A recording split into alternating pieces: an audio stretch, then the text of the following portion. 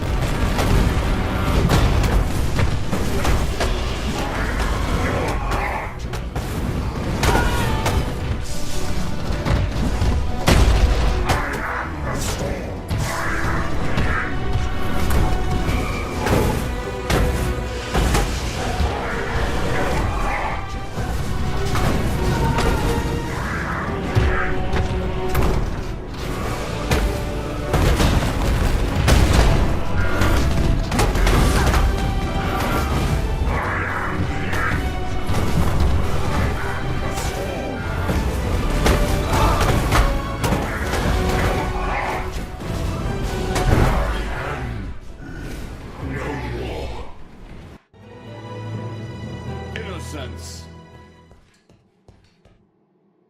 I am Sin, the Forgotten One. Would that humanity could forget all of my kind. Perhaps with your help, that might still come to pass. For now, the blinding light has been dimmed, and darkness floods in to fill the void. The desperate and depraved set a feast for their lord incumbent, Kitava, the Ravenous One.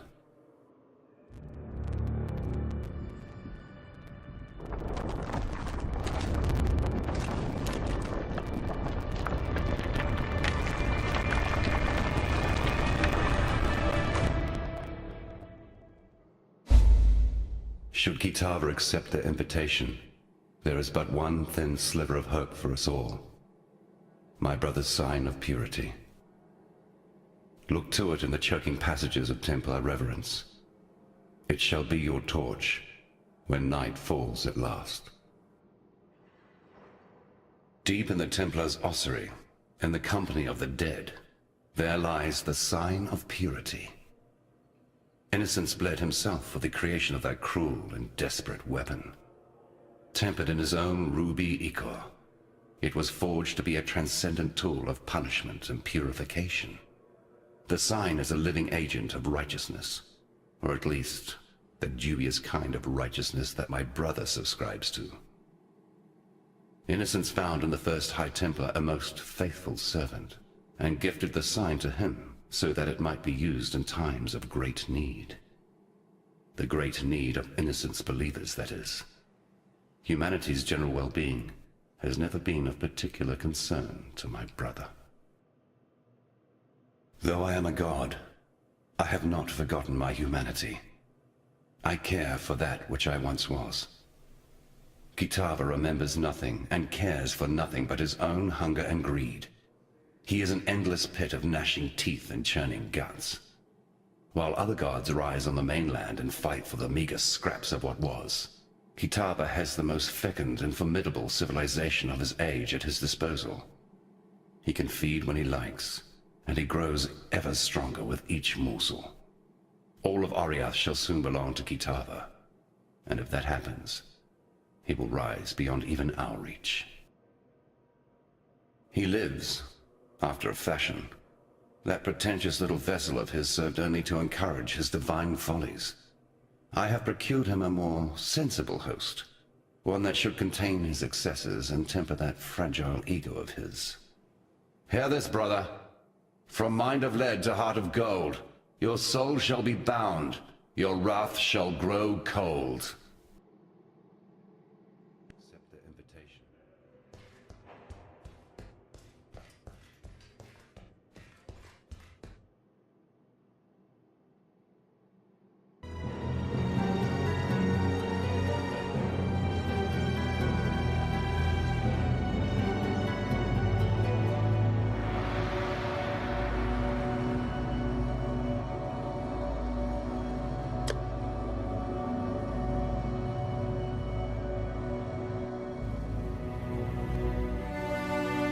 You deserve recognition for what you have done. You've freed us from Templar oppression. Yet I fear you may have defeated the lesser of two evils. Still, take something. You'll be needing it in the dark times to come.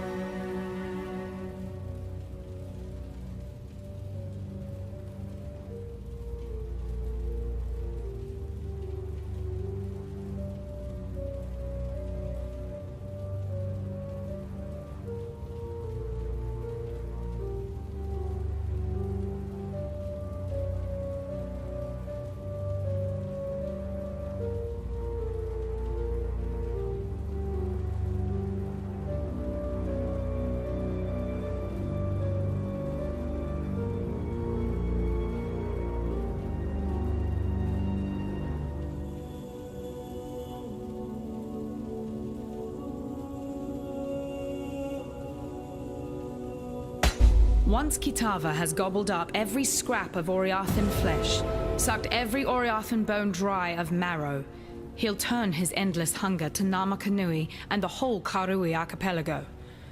As you know, the Karui will fight, and they'll fight hard, but they're going to need all the help they can get.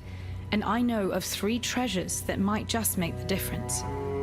They were taken when the Templar raided Namakanui. A whip woven of Hinekora's hair. A tooth that Tukohama ripped from his own mouth. A fishhook that was once the jawbone of Valakor. Together, they're known as Kitava's torments and lie within the reliquary that borders Oriath Square. I saw them with my own eyes when delivering messages to the scholars there. Please, go to the reliquary and claim those treasures before Kitava's children do. I can't yet begin to unpick the lies that Utula has told us, but this piece of truth I do have. Utula sensed that very moment when you struck your final blow, when you broke the Templar's power. He turned to me and told me this. Now our king comes to us.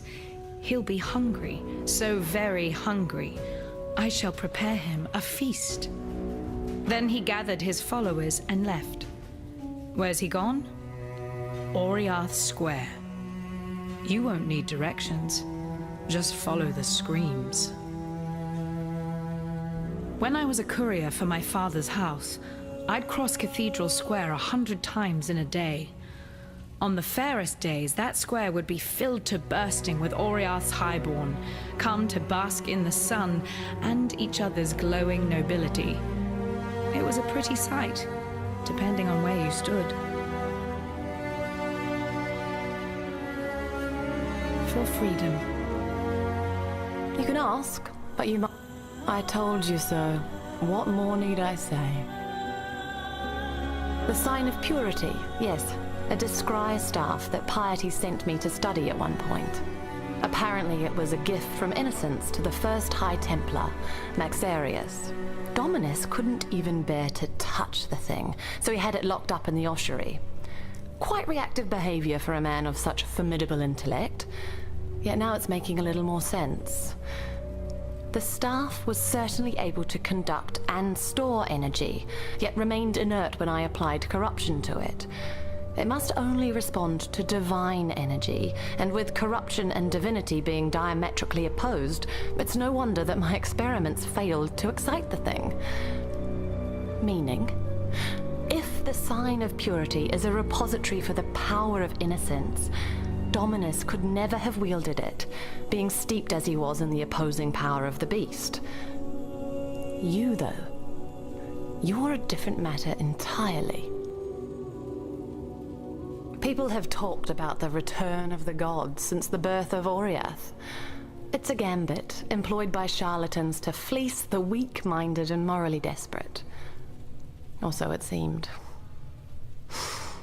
Avarius and his Templar drones now greet the dawn filled with power and glorious purpose. Kitava has risen from whatever ethereal cesspit he's been hiding in for the last few millennia.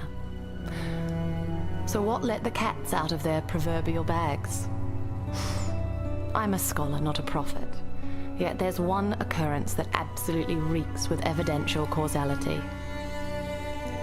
You killed the beast. You really don't have a strong grip on cause and effect, do you?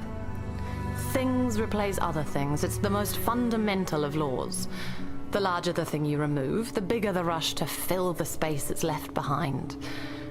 Innocence was the nexus of power in Oriath. Remove him and something of equal or greater power was always going to take his spot. Any idiot could have predicted that Kitava was going to be that something. Unless, of course, you thought it was going to be you. Dominus adopted Chittis Cathedral as his personal laboratory. He decked it out with everything his miraculous mind could conceive of. His great work in San, that which you destroyed, it all began there.